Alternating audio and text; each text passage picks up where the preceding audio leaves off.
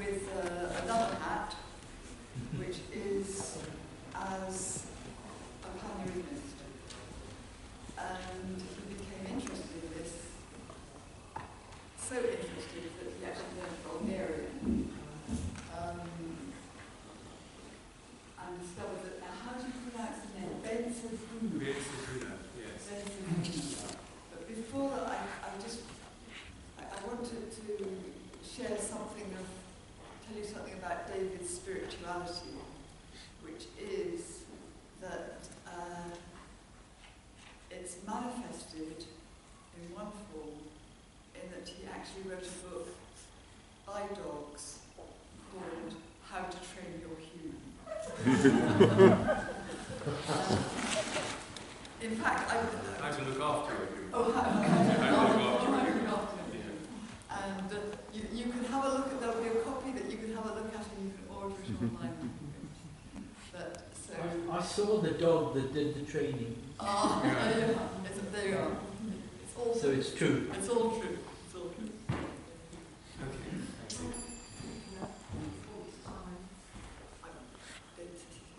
Yeah, so I'm going to switch a timer on to keep myself on track. So this is just a sort of brief overview introduction to Pan-Eurythmy. Pan-Eurythmy literally means universal harmony of movement. And in that sense, everything is Pan-Eurythmy. All the movements in nature are Pan-Eurythmy. I'm going to express that in a second. We have these beautiful white herons. Everybody can see them. And they fly, and they land beautifully, and they take off, and they just seeing the movement of that, seeing the movement of the wind in the trees, the waves, it's all Pan-Eurythmy. And so what Pan-Eurythmy is for human beings is moving harmoniously together and relating to the earth with your feet, to each other in the circle of the Pan-Eurythmy with the musicians in the middle, and to the heavens in the invisible world through our subtle faculties. And it was developed in the 1930s by Peter Dunov, Benzabuna. Benzabuna is a spiritual name and a presence coming through Peter Dunov. And he was a musician, he played violin, and he composed about 200 songs. And then he choreographed the Pan-Eurythmy as a way of embodying the teaching of love, wisdom, and truth. There are 5 principles, in fact. There's love, wisdom, truth, justice or equity, and virtue or goodness. And these 5 make up the pentagram, which is the 3rd part of the Pan-Eurythmy. There are 3 parts to the dance. There is the first 28 movements, and then the sunbeams, which is the symbolism of the center and the periphery, moving away from the center and moving back to it. And then the pentagram, where you dance the form of the pentagram, and that stands for these 5 principles that I just explained. And in 1991, I published a book called The Circle of Sacred Dance, which is out of print, and there are other books available on Pan-Eurythmy. And it gives the background of Pan-Eurythmy, which I may say a little bit more about, and I've shown this film. And also it tells you how to do it, and then it has the music in the back. So my experience of this, and I see my dear friend Sarah Dawkins in the audience, we've danced together. My experience is being in the Rila Mountains, which you're about to see, and dancing in the mountains, in the mountain landscape with the lakes, and the symbolism of the peaks for the masculine and the lakes for the feminine, and the fire and the water of the spirit, if you like. And having the musicians in the middle of this huge circle, and then the symbolism of the Pan-Eurythmy as humans dancing together, and with all the symbolism of the human body, the love and the wisdom, and so quite a number of the movements coordinate love and wisdom with reconciliation, for instance. And they have an alternating movement which is represented in love and wisdom, and then that enables you to move forward in truth. And so there are three components in a sense. There's the mind component, what is the actual idea, giving, for instance, which is also receiving. And then there's the feeling component of how you feel in your heart when you're doing this. And then there's the will component, which is actually doing it.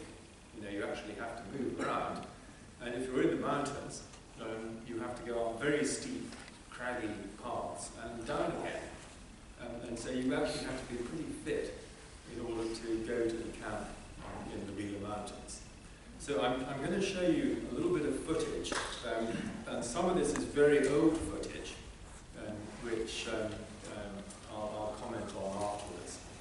And so it's very kind of blotchy, black and white, but you'll see some footage of Peter Dunlop himself in this short extract from the Panarhythmic. So I think if I hit start, or do I need to wake the computer up? Maybe I do okay first. Where on okay. Yeah, so we need to wake the computer up. Oh.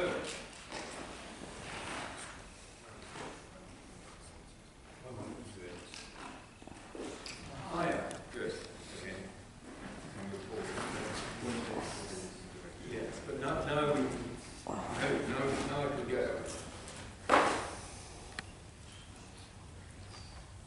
Yes.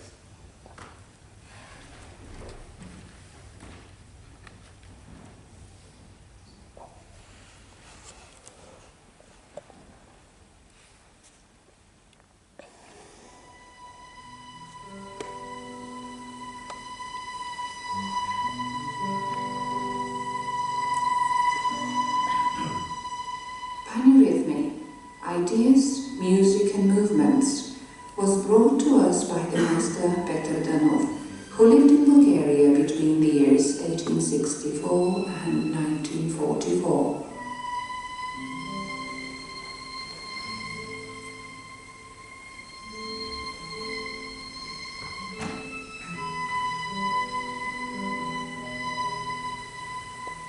This is 7 days.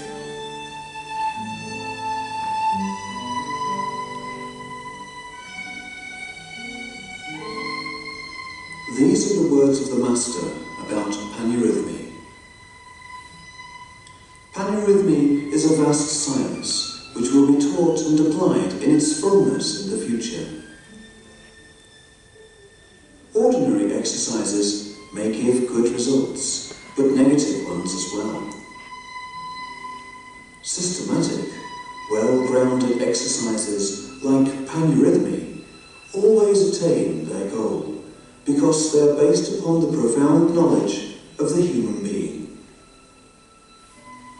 Man is a very complicated being who incorporates the energies of the plant and animal worlds. Today, even more sublime energies are beginning to influence him. All of these energies are harmonized through the panarhythmic exercises.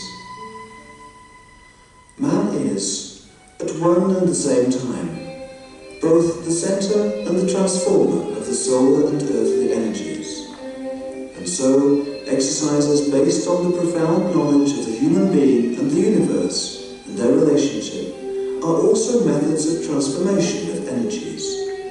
From this point of view, they are not merely an entertainment or a mechanically performed physical training. They are a necessity of life, as much as taking meals and breathing. Each movement has its own intrinsic meaning. All of the exercises, when performed as a whole, are a continuous process of the consciousness, a path to perfection.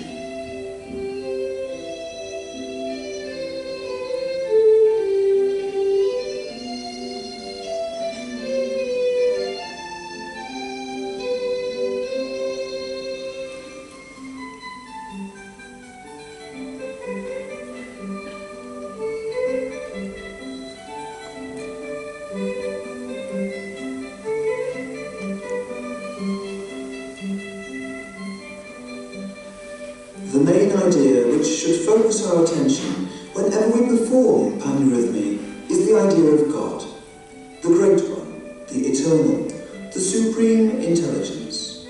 The fundamental themes of panurhythmy are nature, the rising sun, awakening of the soul. We perform the exercises in the way they are performed in the invisible world. They have not been conceived here. They have been brought down from above. In these exercises, the physical, spiritual, and divine worlds are interrelated. There is an interchange of energy from one world to the other. While performing panurhythmy, you should not look around and think about how others are performing. Be absorbed in your own performance instead. Your thought should be in your arms and legs, in all your cells. Thought and feeling should participate in every movement and penetrate every cell. Study the exercises step by step that you may learn to perform them well. Perform them gracefully, and by no means break and cut your movements. A lot of energy is lost in abrupt movements. They have completely different character.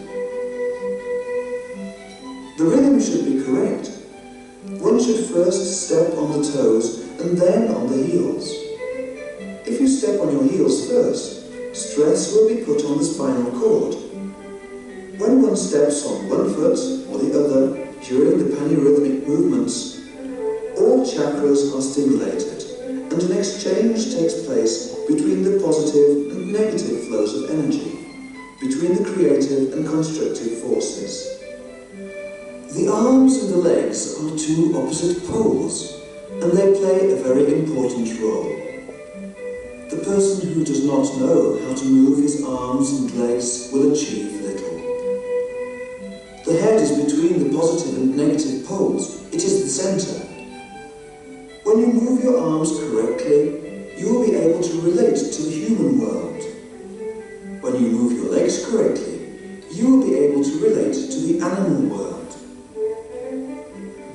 When you correctly move your spine and the muscles which are attached to it, you will be able to relate to the plant world, and you'll be able to draw sap from there.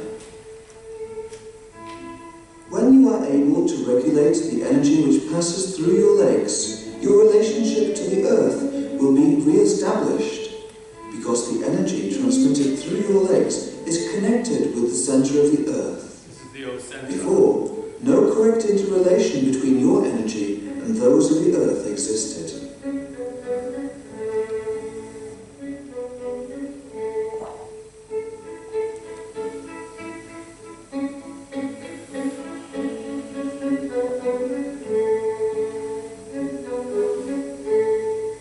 The master introduced panurhythmy gradually in parts, beginning with the first 10 exercises in 1934.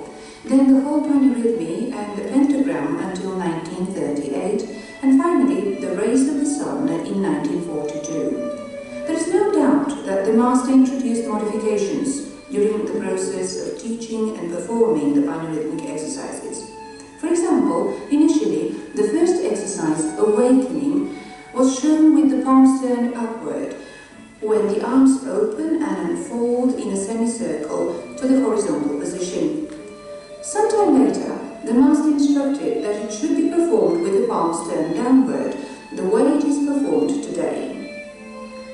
Unfortunately, modifications were also made after the master's departure from the physical world. Changes are still being made by some people today. In our presentation, we strive to maintain the initial integrity of panurhythmy in accordance to those instructions given by the master.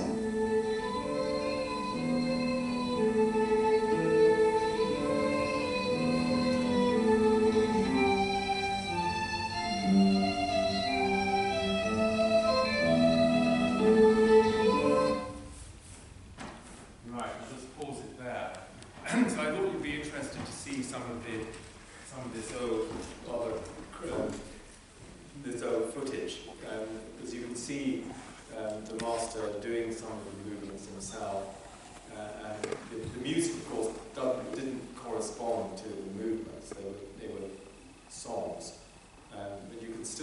to get a sort of sense of the atmosphere of what it was like to do this in the early days. So just taking, let's just take those three first movements as an example. You've got the movement of awakening. Notice I'm stepping on my toes here. And this is what happens in the spring to the whole of nature. It goes like that. And then you have reconciliation. Again, you can understand this very easily, what this means. Masculine and feminine coming together. And it's a very, very soft movement. And then giving, which is also receiving. And you saw the source, which had the hands. And that's all arranged by the followers. And they arranged to canalize the water like that, and then somebody sculpted the hands. So again, this is something which is giving the water of life. So there are many, many different principles that are behind all this, but I suppose the most important point is it's an expression of living nature. It's the spirit of nature and the intelligence of nature. So we're capable of collaborating and cooperating with this and being in harmony with the earth, in harmony with each other. I think on that note, I will just close and hand over to Eurythmy. Well, thank you very, very much.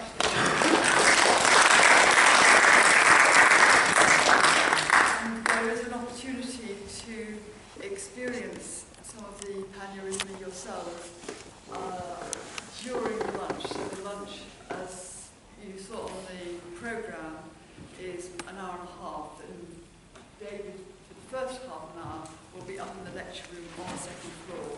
And so people who would like to experience that can join him. And I'll mention now that Coralie, in the last half an hour of the lunch hour, will be in the lecture room, and you'll be able to experience Eurythmy then.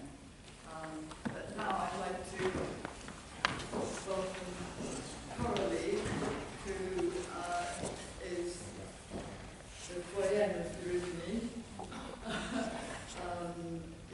teaching all over the world, and doing master's course, and coming from English literature initially.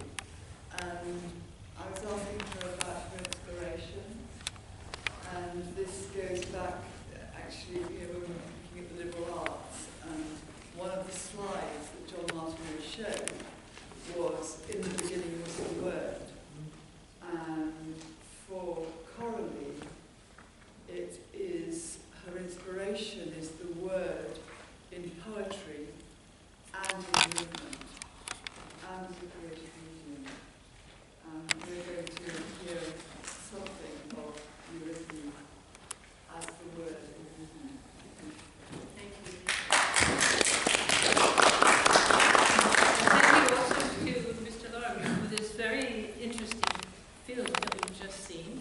And you heard both have the word eurythmy in it. It's a beautiful movement, harmonious movement, even if they're from different sources. And yet the overlap is fascinating and shows something of this synchronicity in time where certain inspirations are there. And flower in their different ways and follow their different paths. So it's, thank you. Right at the end, maybe I'll just tell you a little story about the connection between them. Oh, that would be very interesting to hear. Yeah. Thank you. So I chose as an approach not to give you the whole history of eurythmy and its development, but to try to give you just an image to begin with, which is a kind of a doorway. It's a doorway for the eurythmist and for the becoming of eurythmy, and something that we do as an exercise to begin to sort of enter into the realm of eurythmic movement. And this picture that I'd like to bring is one that's familiar to all of you. You're all familiar with Leonardo da Vinci's beautiful drawing of the Vitruvian Man, it's called. Now, what do I push to make this happen? Oh, there it is. Okay, so there it is. And this particular drawing he called his Cosmographia del Minor Mundo, the cosmography of the minor or the little world. The human being as a world, a small world, that in its principles, in its proportions, in its harmonious relationships to its whole periphery, is an expression, is a making visual of divine laws that are working in the whole cosmos, the big cosmos, the big universe, the macrocosmos. And this image that is so popular, that is well known, was only one of course, many images that come to us from the Middle Ages and sort of have their last sounding into the Renaissance time. Pictures of the human being where he stands in the center of the zodiac of the planets around him, and he is one with, the correspondences are reflected in his being. Now there is another, and now I have to do the right thing, which I think was this.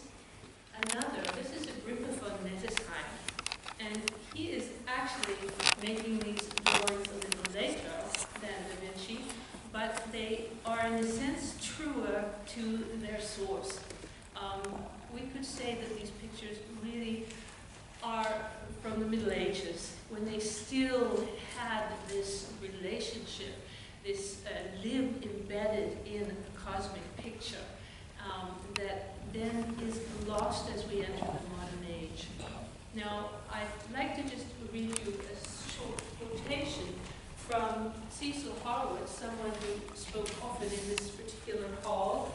He was the General Secretary of the Anthroposophical Society for many years and a great, really wonderful writer. And he wrote a book called Shakespeare's Prophetic Mind. And he draws attention to what he calls an impenetrable gulf between what lived on in the Middle Ages, what lives on in the pictures, and our modern age. And he makes this statement in his book. He reflects on how we have lost in our modern world this deepest belief of antiquity, which goes back to the most unrecorded past.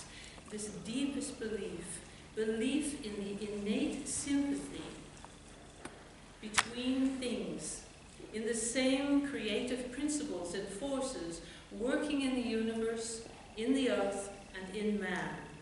The belief that the part of the whole is not only a part, as in a machine, but it is in some degree a miniature of the whole. That's the microcosm and the macrocosm. And above all, that man himself is a small universe, a microcosm of the macrocosm.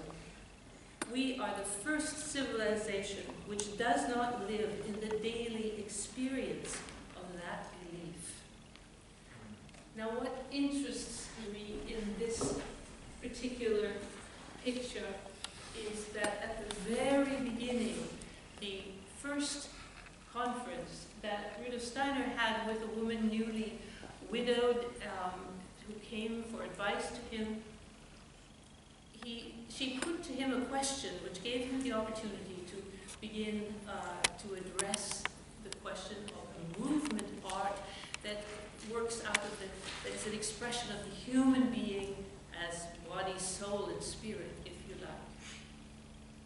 And she had a young daughter, 16 years old, who wanted to have a career in some movement art, and he then suggested that she could initiate this art, which indeed is what happened. She was the first eurythmist. And he gave her these exercises to do, various tasks to do, and one of them was to look at these particular drawings. And he asked her to first study them, and then to step into each of these positions, which I will do.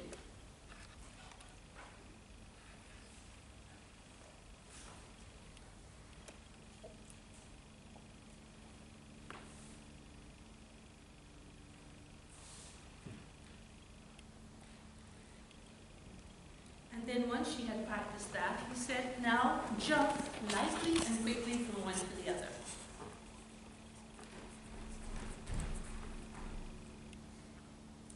And then he gave one indication, pay attention to what's happening between the arms and the legs. So if you are attentive here, and now they're both going up, and now I'm widening, but I'm coming down with the arms. Both are going up and out. Arms and legs coming in and going away from each other. So if you could pay attention with your seeing, and I will pay attention inwardly, that I'm attentive to my arms and my legs.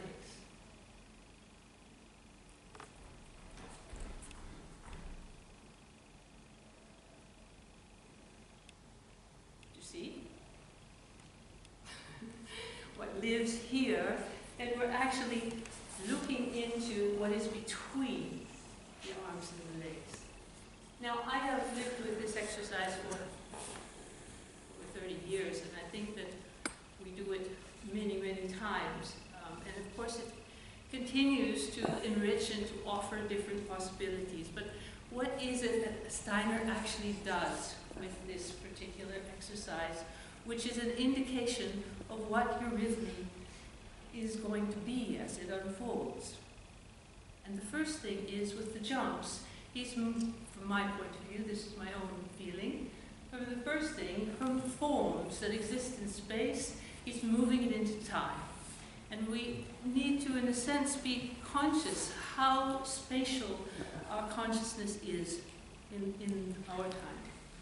And the first step towards entering into life is to enter into movement, this which you're talking about with nature, with the movement of clouds and water, everything that flows and changes.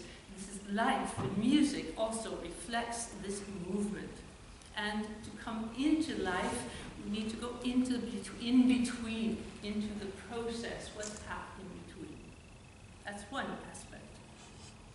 Another thing that strikes me is this is not only my perception changing, but my experience is changing.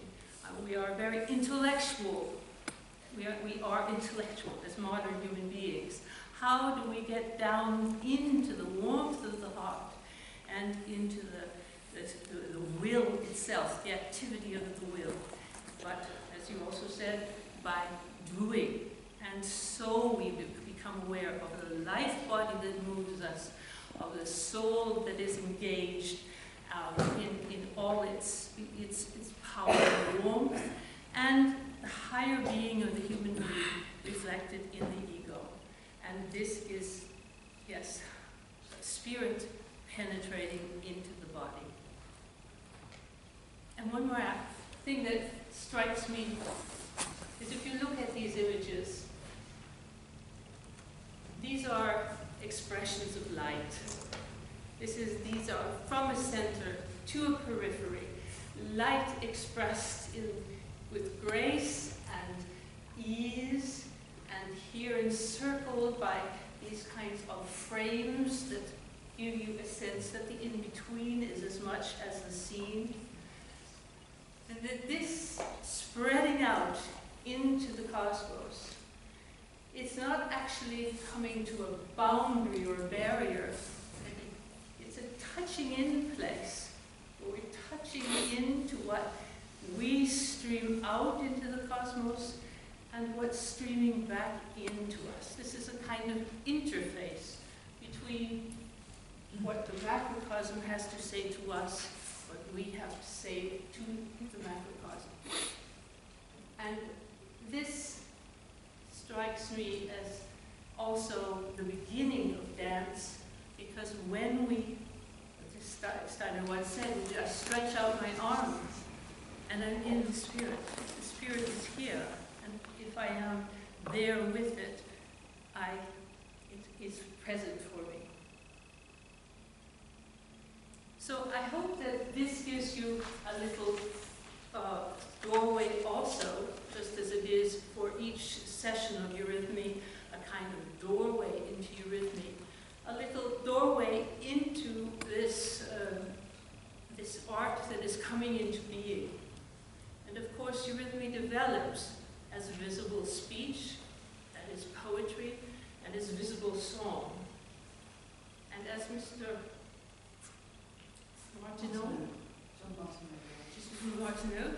was looking at the sounds this morning.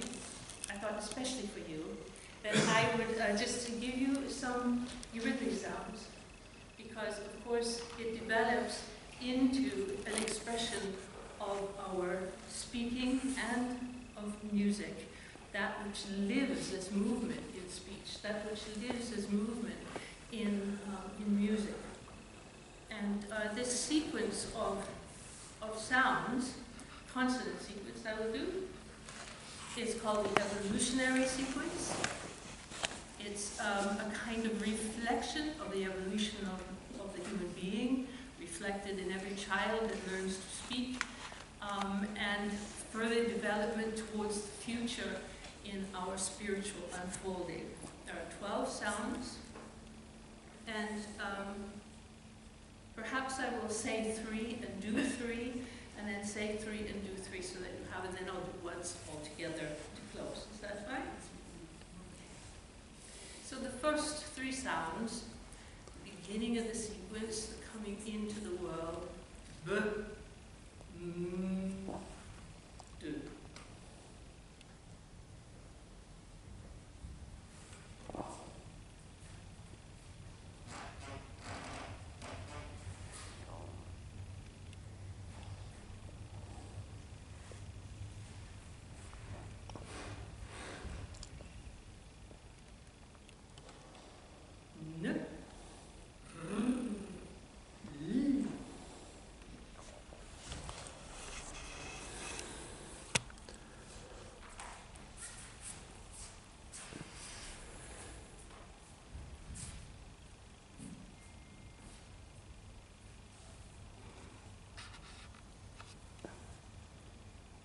Good.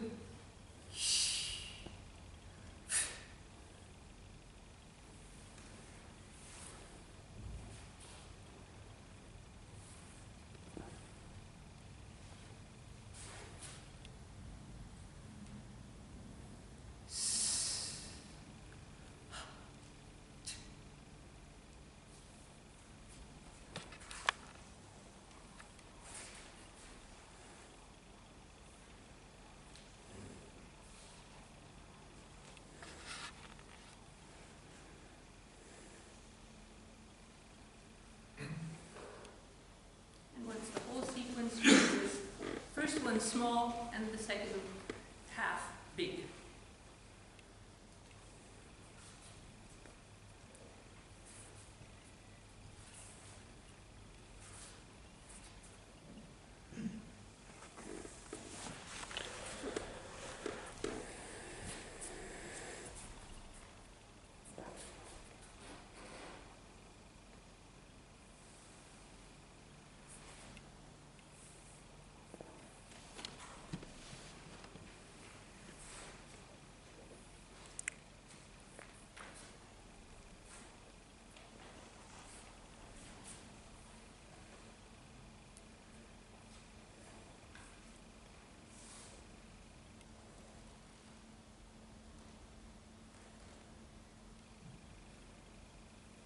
Thank you very much for your kind attention.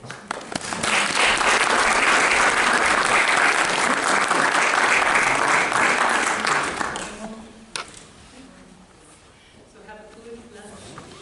Yeah, it's beautiful how the two link together. I would say to people, there's a questionnaire saying who wants to be on the email list and go on being involved. And part of this is that we are very interested in mathematics as a movement. And so we're hoping that we might have some events which will be mathematics as a movement. Obviously there's more tomorrow with Chiquetti Ballet. We didn't manage to organise the band this year, which hopefully another time we will. But these are all movement forms that are mathematical and spiritually mathematical. And so if you could write, another thing is we're interested in teaching mathematics through music. So when you do fill in the questionnaire, if you have any particular, certainly those interests, but any other interests that follow on with the mathematics and mythos and liberal arts ideas, do write down, because we're wanting to take this further. And Yes, Put the two together. I think one of the things, of course, is that they're almost contemporary, so 1861, 1925, 1864, 1844. But the direct link is through one of Dunant's close disciples called Boyan Boyer. And he was a teacher, and he studied with Steiner probably about 1910 for about 3 years. So you're with me, this, what I was just describing, this very first conversation was December 1911. Okay. So it actually begins 1912. Yes, well, that's earlier than the obviously annually, but after he'd been studying for 3 years, he said, I think you should now go back to Bulgaria, as there was a spiritual master in Bulgaria, that I think you should be studying with. And so they knew of each other without knowing each other. And I think the other thing which is very interesting is the fact that they are both Christ-centered mystics. And so the Christ spirit seems to me to come through both of them. It obviously in different expressions, because there are different vehicles, different messages. And that, if you, for Dunant, Christ is the externalization or manifestation of God. And a master, a spiritual teacher, they are also externalizations of one principle. And each, as I say, each has a different message, different tone, different vibration. But they all have something which some people will resonate with more than others. So, yes, I can't really say any more. But I think that you could probably say that they're both impulses from the White Brotherhood as well. Yeah. Well, thank you. Yeah. Yes, thank you both. That's really wonderful. And I hope, well, I'm sitting in enjoying the experience. So, lunchtime and practicals, and then back here afterwards. Practical first. Yeah. Practical lunch, practical. I mean, obviously, but if you need your lunch first, that's what you need to do.